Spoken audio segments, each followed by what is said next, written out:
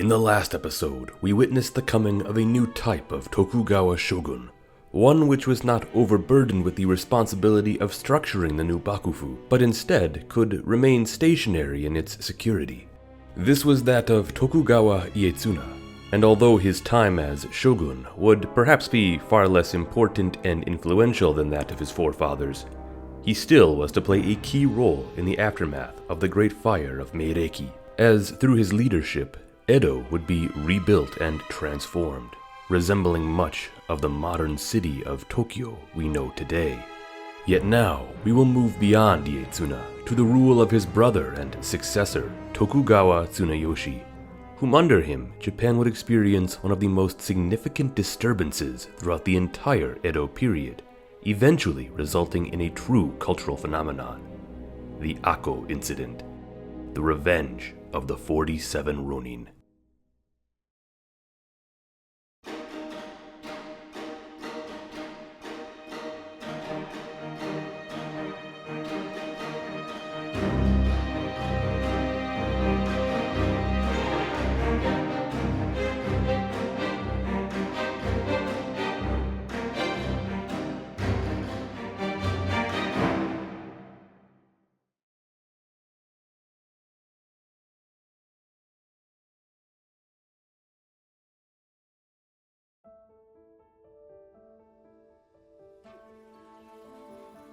Shogun Tokugawa Ieyatsuna has unfortunately gone down as a bit of a forgotten or underappreciated leader of the Edo Bakufu. With a much quieter reign and smaller list of accomplishments, he never really had a chance to stand out, not to mention the fact that his rule is squished between that of far more significant shoguns. His reign would last for just around 29 years, which interestingly is the longest yet of any Tokugawa shogun, and which spanned a time in which Japan continued to slowly change and evolve within the new era of peace. If anything, the only major concern for Ieyatsuna as his reign dragged on was the need for an heir, to which he had none. 3 of his sons and 1 of his daughters had all died in utero. Thus, as his own health eventually began to decline, a brief panic emerged over the matter of succession. Various regents and other high-ranking officials began to offer their own suggestions regarding a course of action, with one interesting example being that of Sakai Tadakio, who proposed that the son of Emperor Gosei should be the one to succeed Ieyatsuna. This idea harkens back to the Kamakura Bakufu, which in 1252 saw Munetaka, the son of Emperor Gosaga, be appointed as the new shogun. However, to take matters out of the hands of the Tokugawa, like the Hojo Regency had done with the Kamakura Bakufu, was not a concept that would ever gain much traction, and instead, a far more simple solution was already apparent: to simply appoint Ieyatsuna's brother, Tsunayoshi. Now, some might have had a few nightmares back to the Onin War, in which Shogun Ashikaga Yoshimasa had named his brother as his heir, until a real heir did later appear, causing rival families to pledge themselves to opposing sides, throwing Japan into a storm of violence and chaos. Luckily, this time, however, no miraculous heir emerged, and instead, when Ieyatsuna passed away in 1680, his brother Tokugawa Tsunayoshi rightfully became the 5th shogun of the Edo Bakufu, without any disruption. Tsunayoshi appeared to have a far more interesting personality than his brother Ieyatsuna. He kept his counsel close and conducted himself in a manner befitting of what he believed a shogun should be, even impressing foreign dignitaries, such as a visiting German doctor by the name of Engelbert Kempfer, who was greatly impressed by Tsunayoshi's demeanor. Yet, Tsunayoshi was also known to have a strict attitude and perhaps even little patience, as he is recorded to have had outbursts at unruly vassals while attempting to settle their disputes. It's clear that Tsunayoshi perhaps had his own vision of how he believed the government should function, and even more broadly, how Japan should function.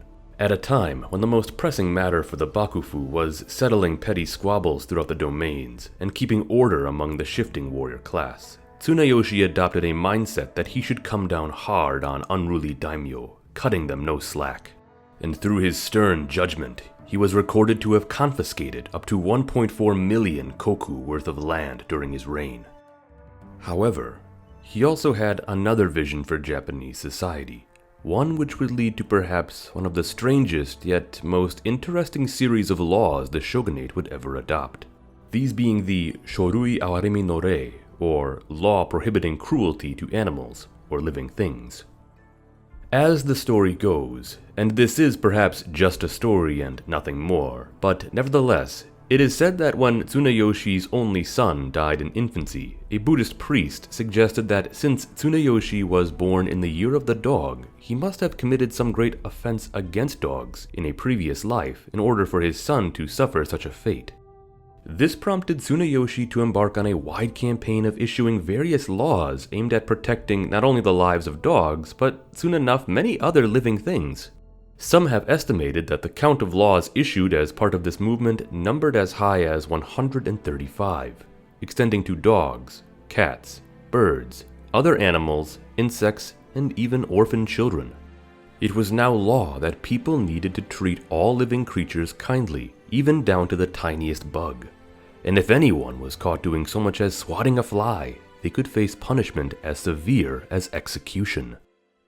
Now, it is debated how much these laws actually affected the general public, and evidence suggests that perhaps some 69 people may have received such punishment. Yet historians have continued to weigh in on the matter, with some claiming the larger effects felt by this strict atmosphere have been exaggerated. Regardless, we can still paint this particular time as perhaps tense for most people, and yet another way the government was reaching far into the everyday lives of its citizens.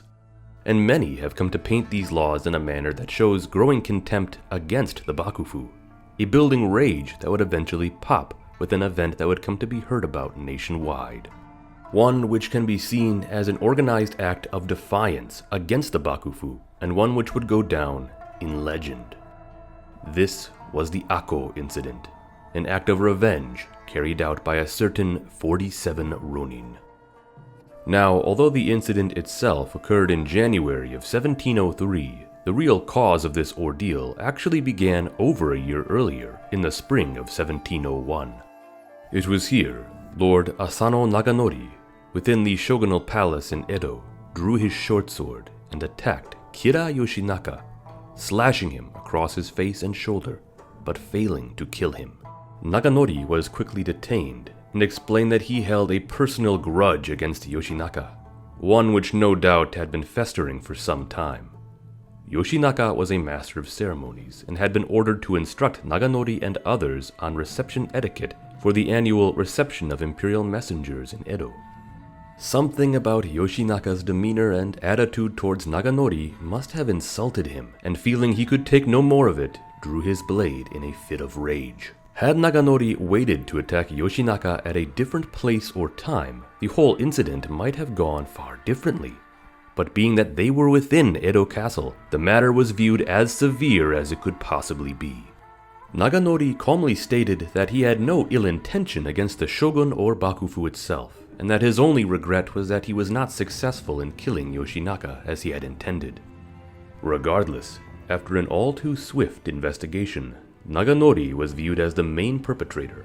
Shogun Tokugawa Tsunayoshi was furious that Naganori had ruined what would have otherwise been an auspicious time, and thus Naganori was ordered to commit seppuku that day, which he accepted without complaint as the proper punishment for his actions. While on the other hand, Yoshinaka, who had not drawn his own blade, was actually commended for showing great restraint. By the end of the day, Naganori was prepared to end his life. What follows is a description of the event from the writings of Inspector Okado Denpachiro, who had been present throughout much of the day's events. As he seated himself, Naganori said, "I have a request to make of the marshals. I take it that you kept my longsword in your custody. I'd like my second to use that sword, and afterward, keep it as my gift." The governor, who heard the request, asked assistant marshals and deputy inspectors general, "What do you think of this?" "We should do as requested," we said. Naganori's longsword was indeed in our custody, and we at once arranged to have it brought to us. Naganori then requested an inkstone box and paper. We gave them to him. While his sword was being brought, Naganori pulled the inkstone box toward him, slowly rubbed the ink stick against the stone, took up the brush, and wrote, Kaze saso hana yorimo na owari wa mata. Haru no nagori o ikani tokasen. The wind seems to lure away the cherry blossoms as well.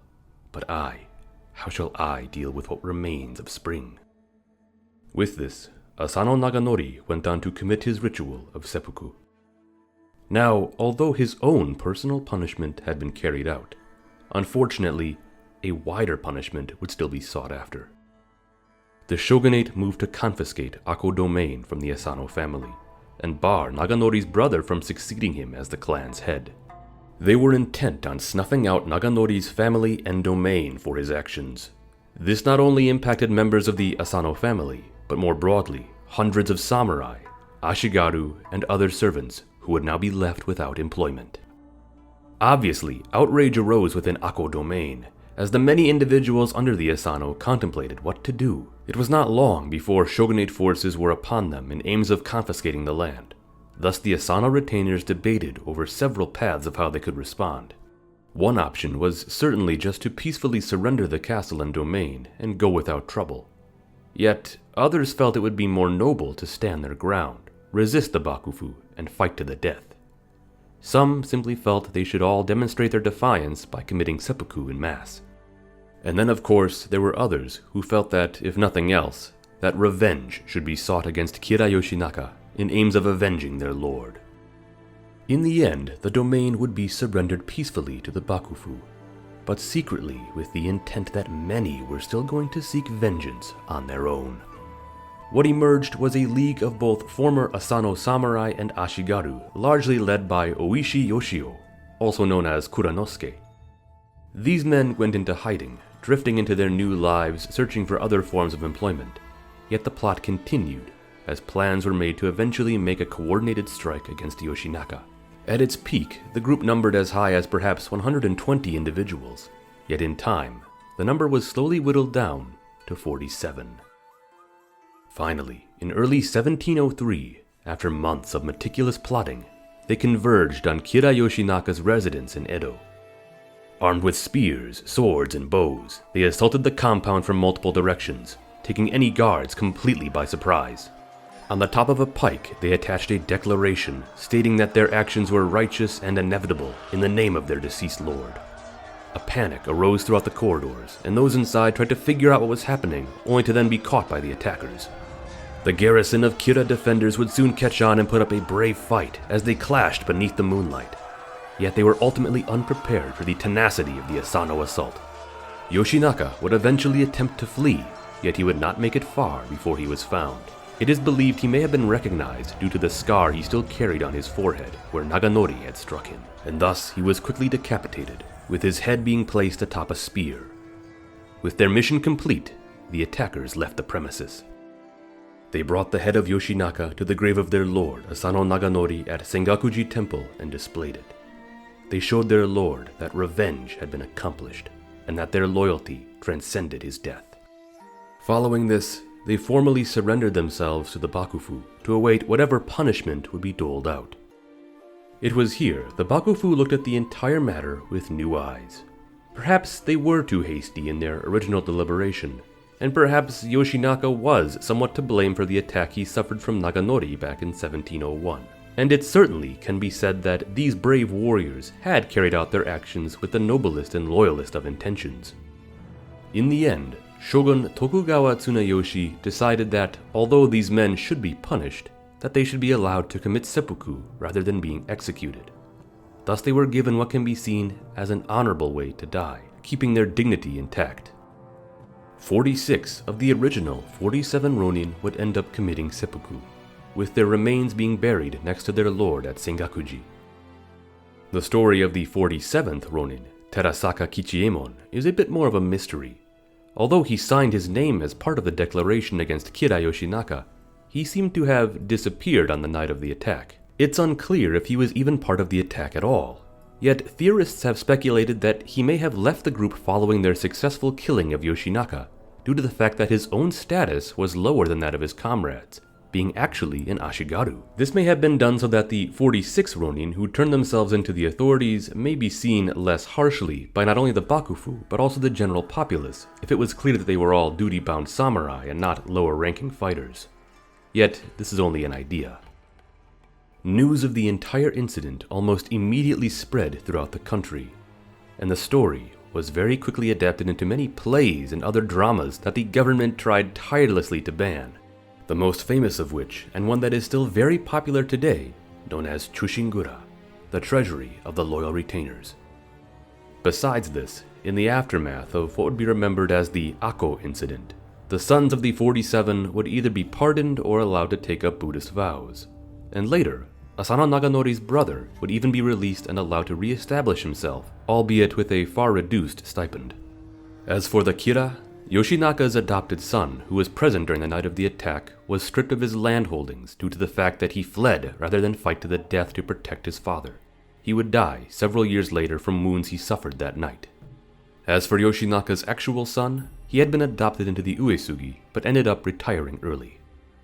The Kira name would forever be sullied, and Yoshinaka himself would forever be characterized as a great villain, thanks in large part to the many dramatizations of the story which emerged, painting him in an awful light, whether he truly deserved it or not. Many have come to attribute the popularity of the story throughout the people of the Edo period as a result of the increased tension of the times. In an age where the government's reach was felt more and more within everyday life, the actions of the 47 Ronin are believed to have been seen as a massive triumph against the Bakufu, despite the fact that the 47 themselves then turned themselves in as soon as their vendetta was complete. People championed them as righteous samurai whose noble actions, even if unlawful, should be honored and commended, and for this, their legacy lived on. Yet while common people celebrated the 47 Ronin, opinions about their actions varied among other samurai, and especially Confucian scholars. Sato Naotaka, a Confucian scholar, commented on the confusing nature of the situation and the Bakufu's handling of it, stating, "The logic of the order is clear, that the shogun did not subject the men to a punishment reserved for felons, but that allowed them to disembowel themselves was an expression of shogunate compassion, and they should have considered themselves fortunate." He later continues, "Some even say that the government's decision was right, and that the determination of the 46 men was righteous. But if the government's decision was right, how can those men also be righteous?" He also commented on the cause of the entire incident with the attack from Asano Naganori in 1701. Worse, the way that Naganori struck at Yoshinaka was such a hasty, immature, cowardly deed. He drew his short sword behind Yoshinaka, who was discussing something with Kajikawa Yosobe, and slashed at him as he tried to run away. But the wounds were too shallow to bring death to the man, and he himself was captured by Kajikawa. With no courage and no skill, Naganori is merely a fellow to be laughed at. It's quite fitting that he should have been condemned to death, and his castle and other properties confiscated. Lastly, he also calls into question the motives of the 47 Ronin themselves.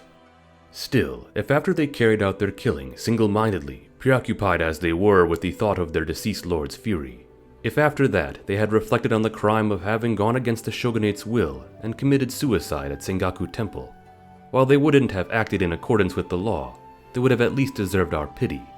Instead, they reported their act to Inspector General Sengoku, saying that they would await a shogunate order.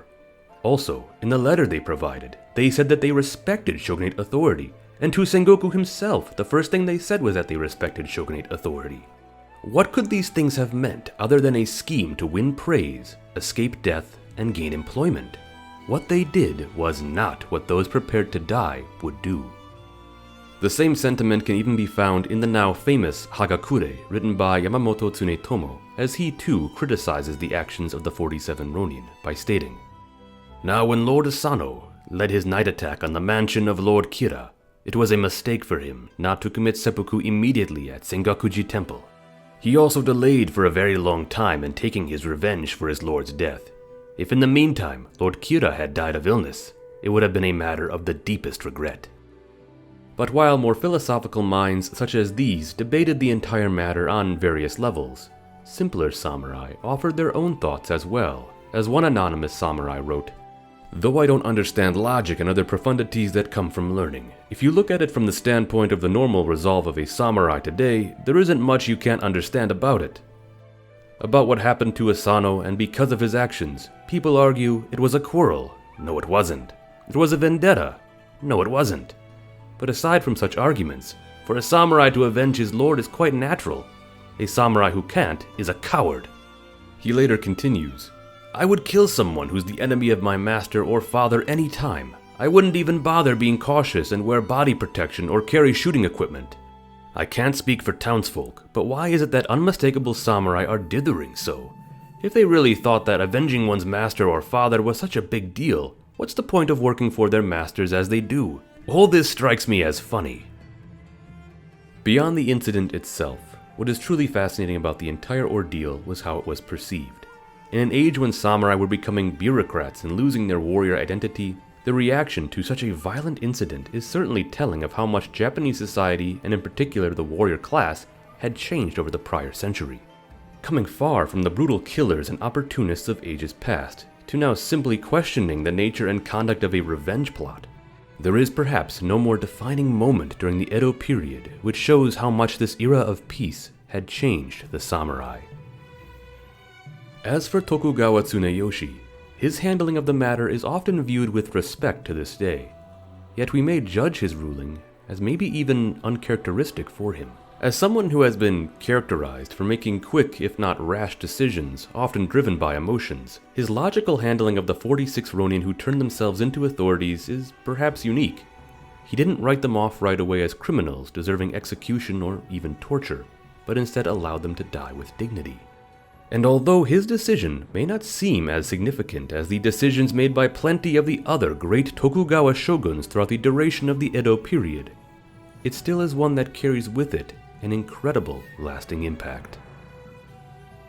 In the next episode, we move deeper into the Edo period as we come to see the rise of the next two shoguns, the gentle Tokugawa Ienobu and the young Tokugawa Ietsugu, both of whom enjoying the age of peace, yet both passing before ever truly realizing their full potential. Thank you for watching, and don't forget to like, subscribe, and ring that notification bell if you enjoyed this video and found it to be most informative.